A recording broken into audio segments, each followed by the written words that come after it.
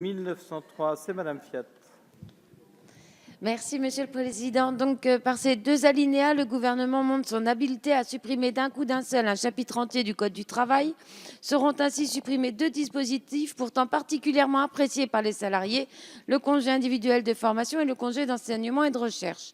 Le congé individuel de formation permet aux salariés de suivre une formation permettant d'accéder à un niveau supérieur de qualification, de changer d'activité ou de profession, ou encore de s'ouvrir plus largement à la culture, à la vie sociale et à l'exercice des responsabilités associatives bénévoles.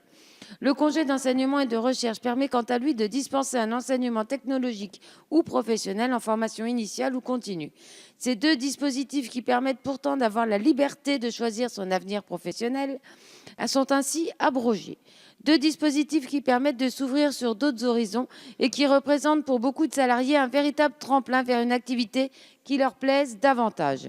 En l'abrogeant, le gouvernement fait un double aveu qui nous éclaire sur les véritables motivations et objectifs de ce projet de loi. D'abord, il montre qu'il n'a guère l'intention d'ouvrir le champ des possibles pour les travailleurs. Le CIF est l'unique moyen de partir en formation de longue durée à la seule initiative du salarié pendant le temps de travail, en gardant son salaire et en ayant la garantie de retrouver son poste à l'issue de la formation. Il permet de réaliser un projet vraiment personnel, même s'il ne correspond ni à son emploi actuel, ni à l'activité de son entreprise.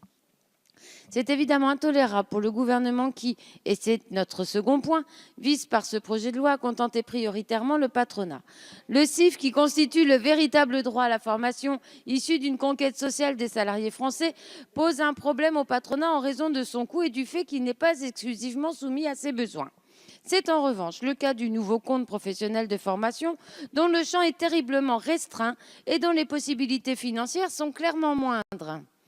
En supprimant le congé individuel de formation ainsi que le congé d'enseignement et de recherche, des droits essentiels qu'il faudrait plutôt promouvoir et améliorer, le gouvernement assigne les travailleurs à résidence et ferme leurs horizons.